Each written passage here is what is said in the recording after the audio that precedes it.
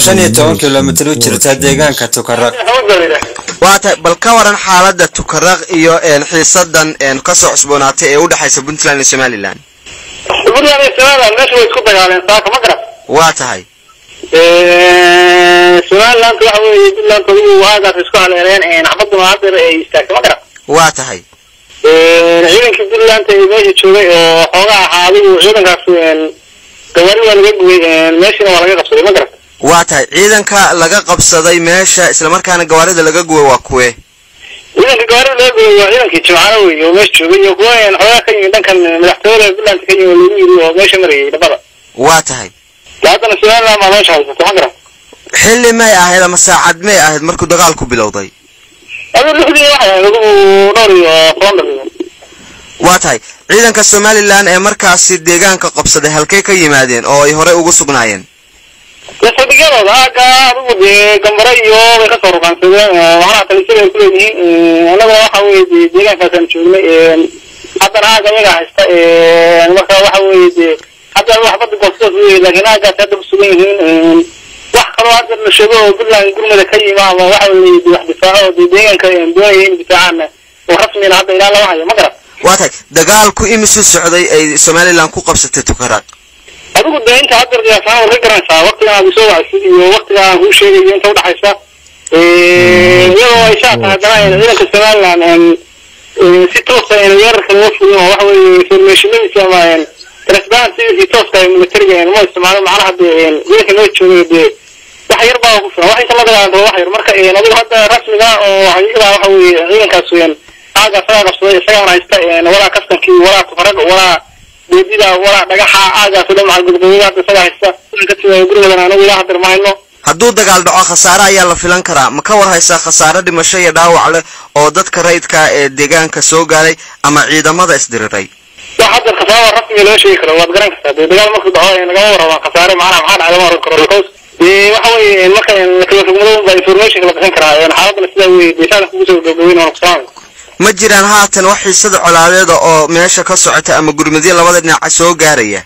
toona maxaa ciidanka Puntland ilaa xuduudaha sagana waa sheeganaa waxa weeye naga dowladka waa yiraan information rasmi ah oo military attack laga waxay wala hadda waxa weeye waa waxa soo dagaaday Somaliland waxa soo dagaaday waxa weeye 15 kilomitir u jirta deegaanka Tukaraq.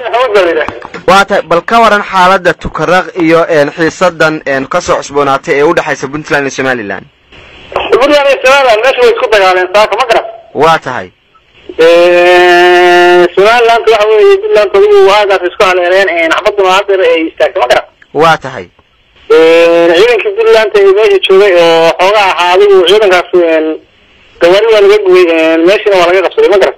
waa tahay ciidanka laga qabsaday meesha isla markaana gawaarida laga gubay waa kuwe ciidanka gawaarida laga gubay waa ciidankii Jimcaale weeye oo meesha joogay iyo kuwa xoogaa ka yimid dhankan madaxtooyada Puntland ka yimid lagu yiri oo meesha marayay dhabada.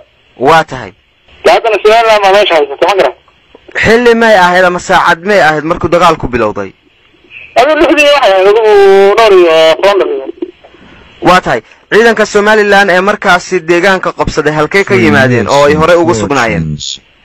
sadigada aaga ugu gambara iyo way ka soo ruqansadeen waxa talisay ku leeyihiin anaga waxa weeye deegaankaas joognay haddana aaga iyaga haysta marka waxa weeye hadda wax bad go'soo laakiin aaga hadda ku sugan yihiin wax kale oo hadda la sheego Puntland gurmada ka yimaado waxa weeye wax difaaco deegaanka doonayeen difaacana oo rasmi ah hadda ilaa la hayo ma garab.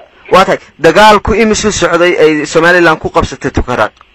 adigu deynta hadda qiyaasaan oo reference waqtiga aad soo wacay iyo waqtiga aan ku sheegay inta u dhaxaysa iyadoo ay shaqada ciidanka Somaliland si toos ah in yarka loo fuliyo waxa weeye information sameeyeen transparency si toos ah militariga ma isticmaalo macnaha ciidanka loo joogay wax yar baa ku filan wax inta la dagaalamo wax yar marka adigu hadda rasmiga oo xaqiiqada waxa weeye ciidankaas weyn aaga sababay isaga haysta wala kastankii wala Tukaraq wala beedida wala dhagaxa aaga soo macal gudbooyada isaga haysta ka tirada gurmadana anagu ilaa hadda maayno.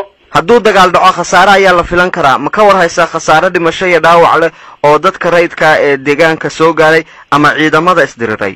waxa hadda khasaare rasmi loo sheegi karo waad garan kartaa dagaal markuu dhaco naga warrama khasaare macnaha maxaa dhacay ma oran karo waxa weeye marka la kala fogmado baa information la bixin karaa xaaladda sida weeye deegaanka ku soo gabagabeen oo qsaan ma jiraan haatan wax xiisada colaadeeda oo meesha ka socota ama gurmadyo labada dhinac soo gaaraya wala doonaya maxaa ciidanka bilaan ilaa xuduudaha asagana waa sheeganaa waxa weeye laga dowladka waa yiraan information rasmiga ah military attack laga hayo walaal waxa weeye waa waxa soo dagaalay Somaliland waxa soo dagaalay